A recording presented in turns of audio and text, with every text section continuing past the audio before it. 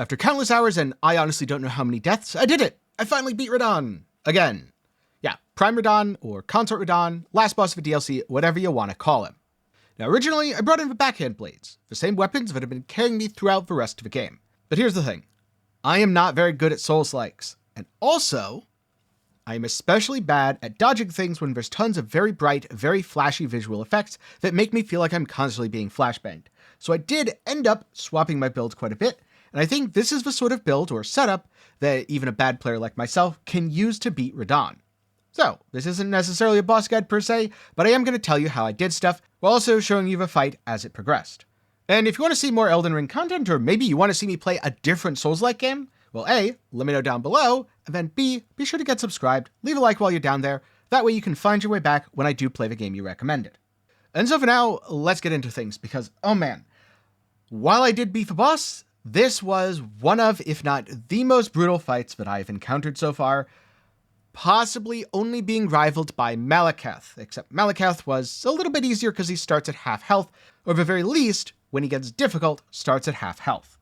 And no, I haven't done Millennia yet. She's probably just as hard, if not harder. Who knows? Maybe I'll make a video about that at some point in the future. One thing that kind of sucked is right at the start of a fight, I had a very high chance to die. Yes, I know this is fully my fault for summoning my Mimic tier right at the start instead of waiting.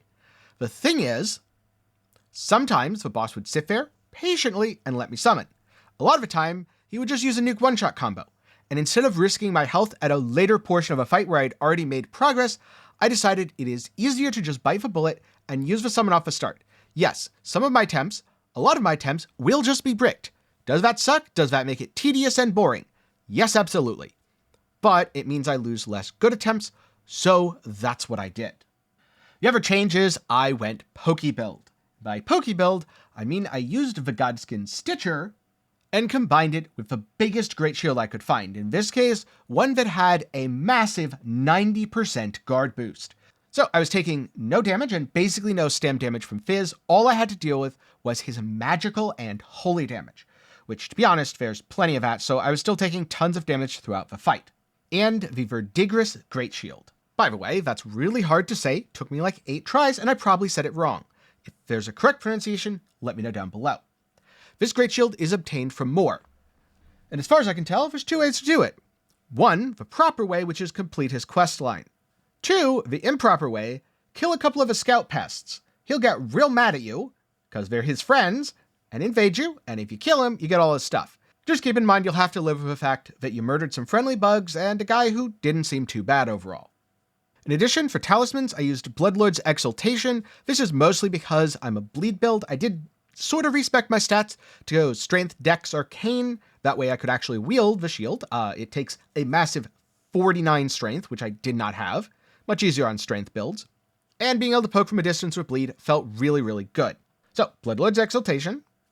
Then everything else pretty much defensive. Viridian Amber Talisman +1. That way I have more stamina, aka more effective health when I'm blocking. 2-headed Turtle Talisman for faster stam regen. That way I can just drop my block button for a very little bit, get that stam regen, raise the block again before Radahn hits me. And the Golden Braid, which is obtained after reaching Marika's home village. The Golden Braid provides a massive amount of holy resist, and a lot of Radahn's damage is holy, so raising resistances is good. If you have something like a Pearl Drake Talisman, that's almost as good, you can use that instead. So, for most of the fight, it was just about blocking. And because I decided to put on heavy armor, I couldn't really dodge stuff, therefore I didn't really try. Especially not his melee attacks that did no damage to me and no significant stamina damage. Now, some of his magical attacks, such as when he reaches phase 2, all of his holy empowerment, and his meteors, those still did damage. But I just decided to block and tank them because that was easier than clumsily trying to dodge them while overburdened. The main reason that I went to heavyweight here is I just could not get enough equip load with my level and with my stats to balance my offensive stats and use the shield and not be at heavy equip load. So my option was A, just do it with no armor and tank the hits, or B, make myself as tanky as possible to tank the hits better. Option B worked really well. There is, however, one phase that could absolutely obliterate me even through block, and that is Prime Radahn's Meteor that appears towards the end of a fight. So there's a couple things that you can do here. I used a combination of holding on my block button, trying to dodge as best I could, using the Opaline Bubble tier to give myself a little bit of extra damage reduction, negating one of his attacks, and the Crimson Bubble tier, where I automatically got healed if I would die once per fight.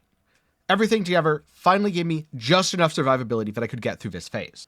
This is the part where I struggled for, honestly, quite a bit before finally overcoming it. And when I did, man, it was hard to just stay calm, block, poke, poke, poke, and finally, I was able to beat Prime Radahn and fully clear the DLC. And afterwards, there was a pretty nice cutscene.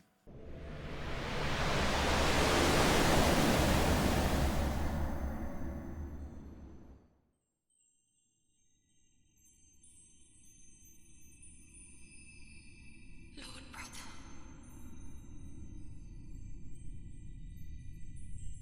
I'm going to be a god.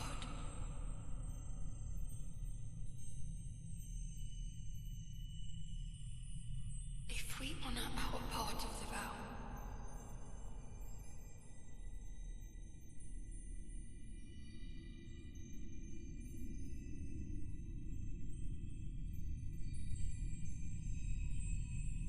promise me you'll be my consort.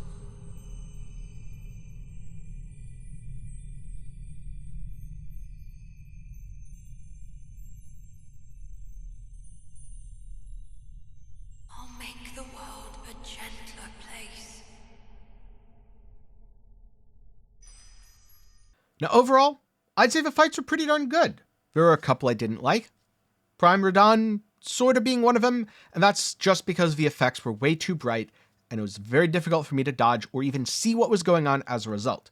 The other being the Golden Hippo, because just fuck that thing's hitbox, and also the room that it's in.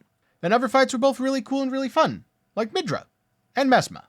So now I guess all that's left for me to do is go back to the base game and become the Elden Lord. But now I'm curious, if you beat the final boss of Elden Ring's Shadow of the Erdtree DLC, what strat did you use? Did you cheese it with the perfume bottles before they got nerfed? Did you use something completely different from what I did? Let me know down in the comments below. And also, let me know your favorite boss from the DLC. For me, I have to say it would probably be Midra. His initial pre-fight, kind of annoying, just a bitey little zombie.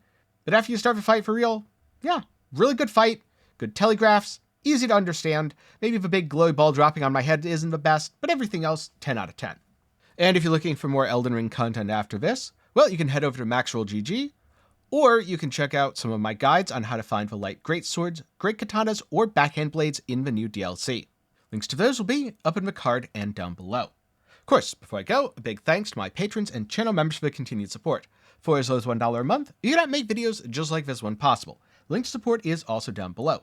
And a big thanks to everyone who watched to the end. I'm glad you enjoyed the video. If this helps you beat Prime Radahn, glad I could help out. And hey, if you're just along for the ride, you like the show, that's totally fine too. So thanks again, and I hope to see you in the next one.